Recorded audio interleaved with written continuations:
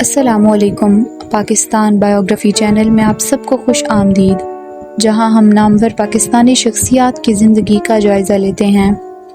آج ہم علامہ سید ضمیر اختر نقوی کی شاندار زندگی اور کام پر توجہ مرکوز کرتے ہیں۔ سید ضمیر اختر نقوی، جنہیں ضمیر حسن نقوی کے نام سے بھی جانا جاتا ہے، ایک ممتاز پاکستانی مصنف، شاعر اور مذہبی اسکالر تھے۔ اپنے گہرے علم، فصاحت و بلاغت اور ادبی خدمات کے لیے مشہور علامہ نقوی نے اسلامی علم و ادب پر بے مثل نقوش چھوڑے۔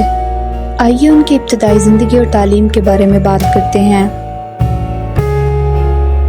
وہ 24 مارچ 1944 کو ثقافتی طور پر متحرک شہر لکھنؤ، اتر پردیش، برطانوی ہندوستان میں پیدا ہوئے۔ علامہ ضمیر اختر نقوی کا سفر ہندوستانی تاریخ اور روایت کی بھرپور ٹیپسٹری کے درمیان شروع ہوا۔ ان کے ابتدائی سال لکھنؤ کے تعلیمی ماحول نے تشکیل دیے، جہاں انہوں نے گریجویشن تک اپنی تعلیم کو تندہی سے جاری رکھا۔ نقوی کا تعلیمی سفر لکھنؤ کے حسین آباد اسکول سے شروع ہوا، جہاں انہوں نے میٹرک مکمل کیا، اپنے علمی راستے کے ابتدائی پتھر ڈالے۔ اس کے بعد انہوں نے لکھنؤ کے گورنمنٹ جوبلی کالج میں اپنی تعلیمی سرگرمیوں کو جاری رکھا، جہاں انہوں نے اپنی انٹرمیڈیٹ کی تعلیم مکمل کی اور اپنی فکری تجسس اور علمی ذہانت کو مزید پروان چڑھایا۔ علم کی تلاش کو جاری رکھتے ہوئے نقوی نے لکھنؤ کے ممتاز شیعہ کالج میں اعلیٰ تعلیم حاصل کی، جہاں سے انہوں نے انڈر گریجویٹ ڈگری حاصل کی۔ ان کی تعلیم کے اس مرحلے نے انہیں نہ صرف ایک مضبوط علمی بنیاد سے آراستہ کیا، بلکہ ان کے اندر ادب، ثقافت اور اسلامی تاریخ کے لیے گہری تعریف بھی پیدا ہوئی۔ لکھنؤ اپنے بھرپور ثقافتی ورثے اور فکری ماحول کے ساتھ نقوی کی ابتدائی تعلیمی کوششوں کے لیے ایک ابتدائی پس منظر کے طور پر کام کرتا ہے، جس نے مطالعہ کے متنوع شعبوں میں ان کی بڑھتی ہوئی دلچسپیوں کو فروغ دیا۔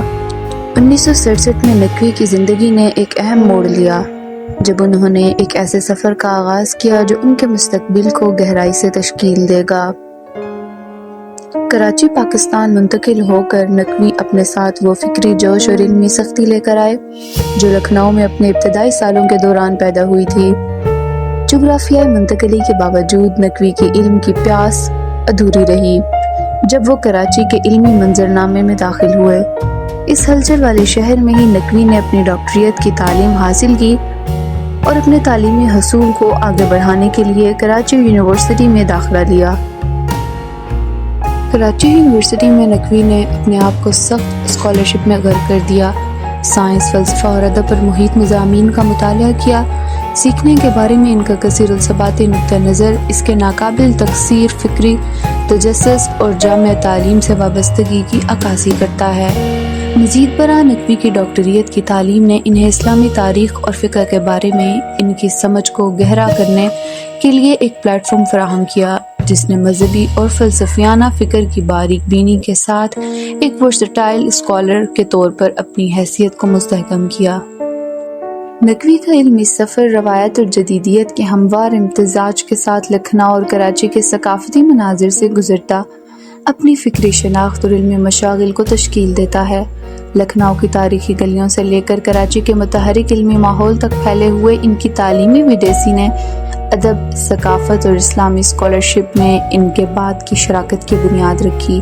جیسے ہی وہ ایک شہر سے دوسرے شہر منتقل ہوئے، نقوی اپنے ساتھ اپنی تعلیمی پرورش کا جوہر لے کر گئے، روایت اور جدیدیت کی ایک ایسی ترکیب کو مجسم کیا جو ایک عالم اور دانشور کے طور پر ان کی شاندار کیریئر کی تعریف کرے گا۔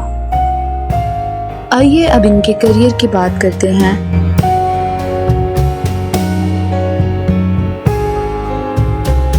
علامہ ضمیر اختر نقوی کا شاندار کیریئر تعلیمی، ادب، تقریر اور صحافت کے ساتھ کثیر الجہتی مصروفیت کی وجہ سے نشان زدہ ہوا، جس نے انہیں مقامی اور عالمی سطح پر پذیرائی حاصل کی۔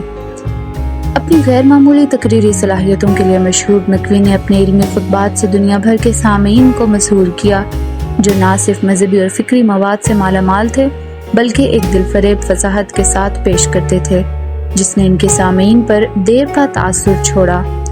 اپنے پورے کیریئر کے دوران نقوی نے براعظموں کا سفر کیا، مختلف ممالک میں لیکچرز اور وائز دیے، ہزاروں لوگوں تک تعلیم، علم اور بصیرت کو پھیلایا اور اپنے سامعین کے دل و دماغ پر بے مثل نقوش چھوڑے۔ ایک مقرر کی حیثیت سے اپنی صلاحیتوں کے علاوہ نقوی نے اپنے آپ کو ایک قابل مصنف کے طور پر ممتاز کیا، جس میں ایک ادبی کتاب ہے جس میں موضوعات کی ایک صف پر 300 سے زیادہ کتابیں شامل ہیں۔ اردو شاعری سے لے کر اسلامی تاریخ، ادب، ثقافت، مذہب، فلسفہ، سماجیات، سائنس، تقریر، زبانیں، صحافت، کربلا کے واقعات اور حالات حاضرہ تک نقوی کی ادبی خدمات مختلف شعبوں میں پھیلی ہوئی ہیں، جو ان کی گہری فکری گہرائی اور علمی وسعت کی عکاسی کرتی ہے۔ قابل ذکر بات یہ ہے کہ انہوں نے 28 کتابیں تصنیف کیں، جو مکمل طور پر اردو غزلوں اور کربلا کے واقعات کے لیے وقف ہیں، جو ایک مصنف کی حیثیت سے ان کی استعداد اور ادبی اور مذہبی دونوں موضوعات کے ساتھ گہری وابستگی کو ظاہر کرتی ہیں۔ نقوی کی ادبی کامیابیوں کو الکلام میگزین کے ایڈیٹر کے طور پر ان کے کردار سے مزید اجاگر کیا گیا، جہاں انہوں نے مختلف موضوعات پر گفتگو کو شکل دینے اور علم کو پھیلانے کے لیے اپنی ادارتی ذہانت کا استعمال کیا۔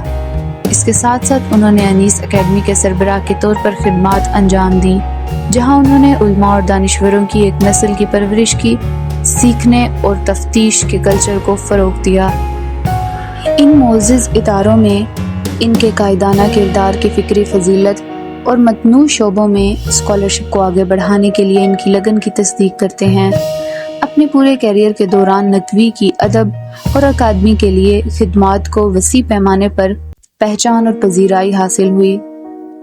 1980 میں انہیں میر انیس ایوارڈ سے نوازا گیا۔ ان کی کتاب جوش ملی آبادی کی مرثیہ کی تالیف، جو ان کی علمی قابلیت اور ادبی خدمات کا ثبوت ہے۔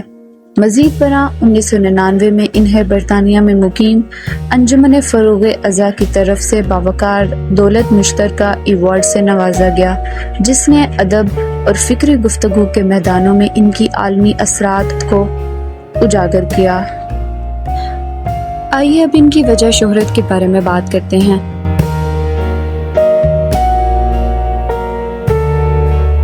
علامہ ضمیر اختر نقوی نے سوشل میڈیا پر اپنے ایک لیکچر کا ایک ٹکڑا گردش کرنے کے بعد قومی اور بین الاقوامی سطح پر شہرت حاصل کی۔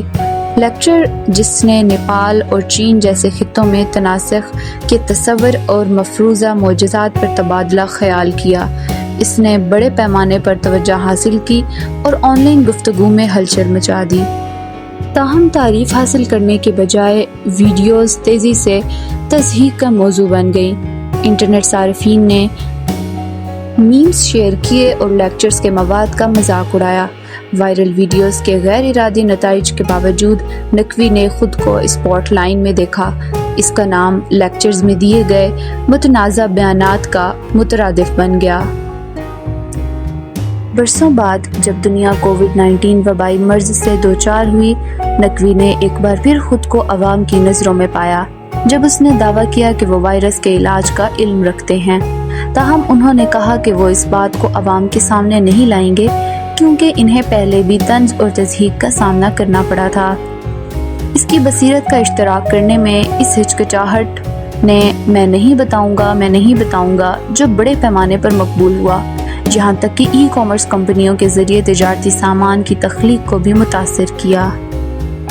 اپنے ساتھ جڑے جملے کی مستقل مقبولیت کے باوجود نقوی نے ایک انٹرویو کے دوران آن لائن میمز اور لطیفوں پر اپنی ناراضگی کا اظہار کیا۔ انہوں نے دوسروں کی طرف سے حمایت اور دفاع کی کمی پر افسوس کا اظہار کرتے ہوئے کہا کہ اگر ان کا کوئی خاندان، خاص طور پر بیٹا ہوتا، تو وہ ان سے عوامی طور پر اپنے دفاع میں آنے کی توقع کرتے۔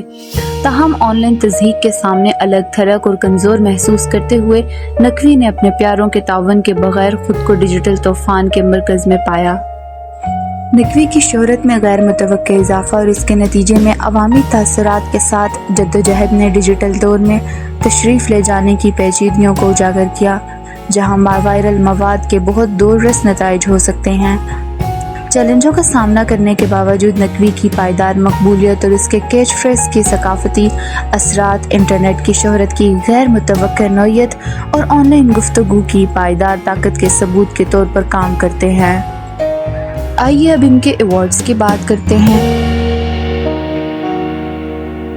علامہ ضمیر اختر نقوی کا ایک عالم اور مصنف کی حیثیت سے شاندار کیریئر ادب، علمی اور فکری گفتگو میں ان کی نمایاں خدمات کو تسلیم کرتے ہوئے متعدد تعریفوں اور اعزازات سے نوازا گیا۔ 1999 میں نقوی کو ان کی کتاب جوش ملی آبادی کی مرثیہ کی غیر معمولی تالیف کے لیے باوقار میر انیس ایوارڈ سے نوازا گیا۔ یہ اعزاز ان کی علمی کاوشوں کے لیے انہیں عطا کیا گیا۔ نقوی کے ادبی منظرنامے پر خاص طور پر اردو ادب اور شاعری کے دائرے میں گہرے اثرات کی نشاندہی کرتا ہے۔ میر انیس ایوارڈ، جسے اردو کے معروف شاعر میر بابر علی انیس کے نام سے منسوب کیا گیا ہے، اردو شاعری اور ادب کے بھرپور روایت کے تحفظ اور فروغ کے لیے نقوی کی لگن کا ثبوت ہے۔ مزید برآں 1999 میں نقوی کو لندن میں ممتاز دولت مشترکہ ایوارڈ ملا، جو انہیں انجمن فروغ اذان نے دیا تھا۔ شیعہ کمیونٹی کے اندر ثقافتی اور ادبی فضیلت کے فروغ کے لیے وقف ایک تنظیم کی طرف سے دی جانے والی اس باوقار پہچان نے ادب اور فکری گفتگو کے میدانوں میں نقوی کے عالمی اثرات کو اجاگر کیا۔ کامن ویلتھ ایوارڈ نے نہ صرف نقوی کی ادبی کامیابیوں کا اعتراف کیا، بلکہ ثقافتی سفیر کے طور پر ان کے کردار کو بھی منایا۔ ادب اور علمی زبان کی عالمگیر زبان کے ذریعے متنوع برادریوں کو آپس میں ملایا۔ میر انیس ایوارڈ اور کامن ویلتھ ایوارڈ دونوں نقوی کی ایک عالم، مصنف اور ادبی شخصیت کے طور پر پائیدار میراث کے ثبوت کے طور پر کھڑے ہیں۔ ان باوقار اعزازات نے نہ صرف ان کی انفرادی خدمات کو تسلیم کیا، بلکہ وسیع تر ادبی اور فکری منظرنامے میں ان کے کام کی اہمیت کی بھی تصدیق کی۔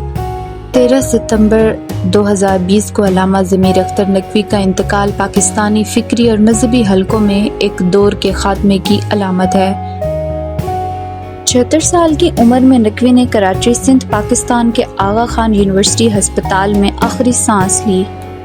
طویل علالت کے بعد ان کا انتقال دل کا دورہ پڑنے سے ہوا۔ نقوی کی موت پورے ملک میں گونج اٹھی، جس نے شیعہ برادری اور اس سے آگے کے اندر ایک گہرا نقصان چھوڑا۔ ان کے انتقال کے بعد معزز عالم کی تعظیم کے لیے جنازے کے انتظامات تیزی سے کیے گئے۔ نماز جنازہ کراچی کے علاقے انچولی میں امام بارگاہ شہدائے کربلا میں سوگواروں اور عزاداروں کا ایک پرتعیش اجتماع ہوا۔ اس مقدس جگہ نے شیعہ اسلام کے اصولوں اور اخلاقیات سے گہرا تعلق رکھنے والے ایک متقی عالم نقوی کو الوداع کرنے کے لیے موزوں مقام کے طور پر کام کیا۔